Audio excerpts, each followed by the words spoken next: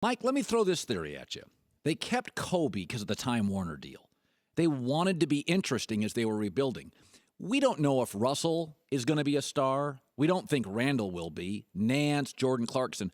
Could I not argue that, A, he's qualified for young players in rebuilding, but that he also has a star quality?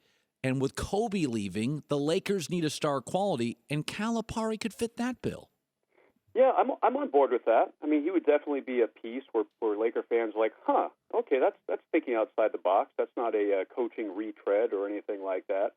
I'm on board with that thinking, but you have to wonder, he kind of wants probably a lot of power in the organization, and the Lakers would not be willing to do that if that's what Calipari wants. They feel like they already have their front office in place.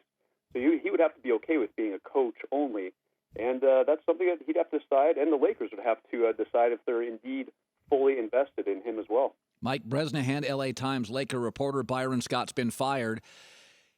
Would they consider, this is not a patient town, back-to-back-to-back years, Mike, it has been a really weak team. It doesn't look like in the West with the current pieces, even with a Ben Simmons ping-pong lottery ball, they're going to compete for a playoff.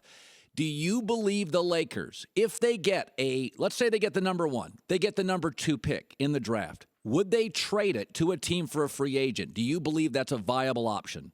No, I think if they end up with the 3rd pick in the draft, that's when they would look to trade it. The 3rd pick is kind of the wild, wild west right now.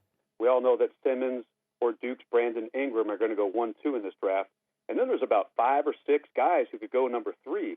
I think the Lakers will keep the pick if they finish 1st or 2nd. And by the way, let's remember, they only have a 55.8% chance of finishing in the top 3 and keeping that pick. But if they finish 3rd, I think they'll look to move the pick. Mitch Kupchak's the GM. Is he safe for now? What do you believe his short and long-term prospects are to be the Lakers GM? Yeah, I think Mitch and Jim Buss will be back next season. I think this is the big move for the Lakers this summer. And I think that they both, the franchise needs to win. This upcoming season will be big for the front office because as we all know, Phil Jackson can start to become freed from his New York Knicks contract after next season. And then it'll be really interesting to see if he comes back and joins the Laker front office in some capacity. Who do you think the leading candidate for coach is? Luke Walton? It's kind of a 4 or 5-way tie. I mean, if you want to go for a Brad Stevens type, I'd have to say Luke Walton is that guy. If you want to go for a college guy, well, you got to go for you got to talk to at least Mike Krzyzewski and Calipari.